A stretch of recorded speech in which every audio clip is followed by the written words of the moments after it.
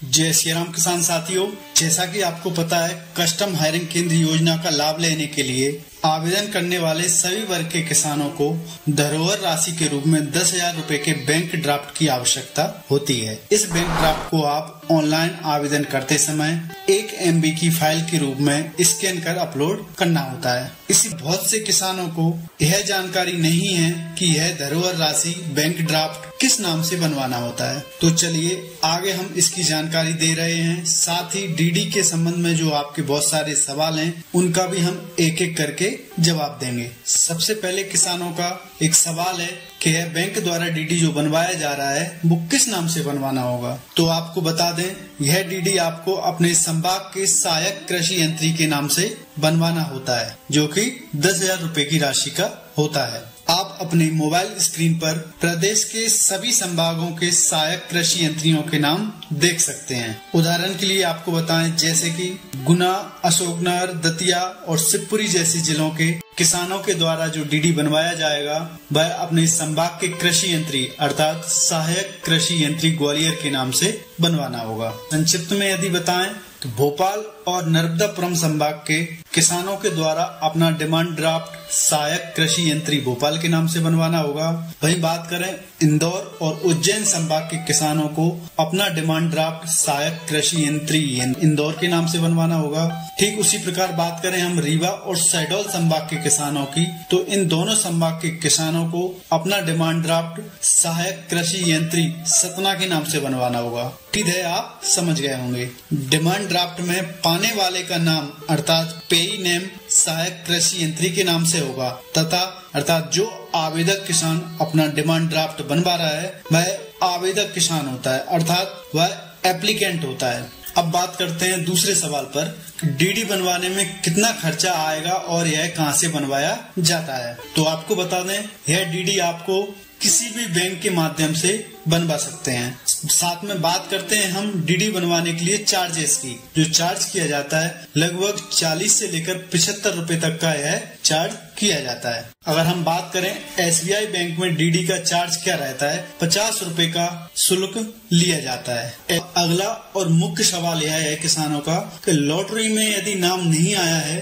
तो डीडी के पैसों का क्या होगा। किसान भाइयों, आपको बता दूं, आपको इसके लिए परेशान होने की जरूरत बिल्कुल भी नहीं है। जब विभाग के द्वारा प्राप्त सभी आवेदनों में से प्राथमिकता सूची निकाली जाएगी अर्थात लॉटरी निकाली जाएगी और यदि उसमें आपका नाम प्राथमिकता सूची में नहीं आएगा तो आप इस डीडी को बैंक जाकर कैंसिलेशन फॉर्म भरकर रद्द करा सकते हैं। इससे आपका पैसा आपके स्वयं के बैंक खाते में अधिकतम 1 से 3 दिन के अंदर आ जाएगा।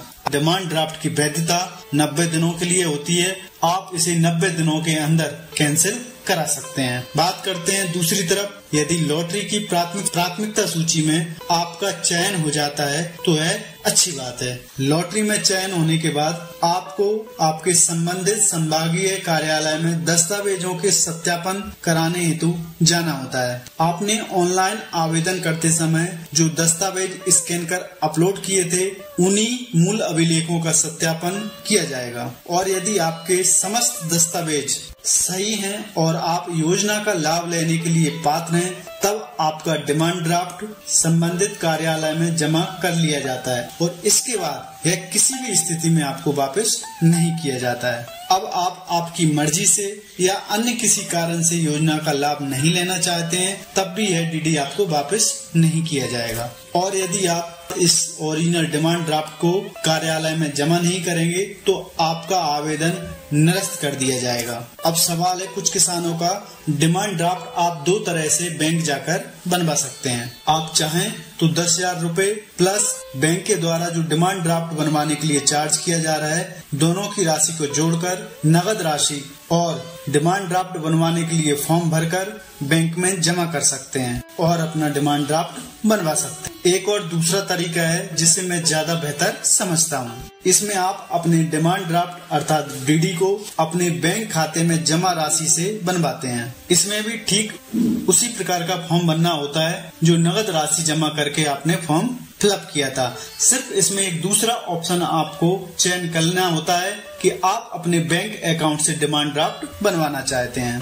बैंक खाते से डिमांड ड्राफ्ट बनवाने का फायदा यह है कि जब आप डिमांड ड्राफ्ट कैंसिल कराओगे तब आपके बैंक अकाउंट में यह राशि जल्दी से जल्दी आ जाएगी। दोनों ही केसों में डिमांड ड्राफ्ट कैंसिलेशन की प्रोसेस पूरे होने पर आपको आपकी राशि मिल जाएगी। नेक्स्ट प्रश्न है, कस्टम हायरिंग सेंटर के आवेदन करते समय जो डिमांड ड्राफ्ट बनवाया जाता है उसमें डिमांड ड्राफ्ट क्रमांक और डिमांड ड्राफ्ट की दिनांक क्या होती है और इसे कहां से देखें। आपको बता दें, डिमांड ड्राफ्ट क्रमांक डिमांड ड्राफ्ट के बाएं तरफ सबसे नीचे की ओर 6 अंकों की एक संख्यात्मक कोड होता है। और बात करें डिमांड ड्राफ्ट में दिनांक का, तो डिमांड ड्राफ्ट बनवाने की दिनांक हमेशा डिमांड ड्राफ्ट में दाएं तरफ ऊपर की ओर लिखी होती है, जो इस फॉर्मेट में होती है। यह वह तारीख होती है जिसमें बैंक के द्वारा यह डीडी बनाया गया है। साथ में ही चेक पर जिस बैंक शाखा ने या जिस बैंक ने इस डिमांड ड्राफ्ट को बनाया है उसका भी नाम लिखा होता है। वीडियो पसंद आया हो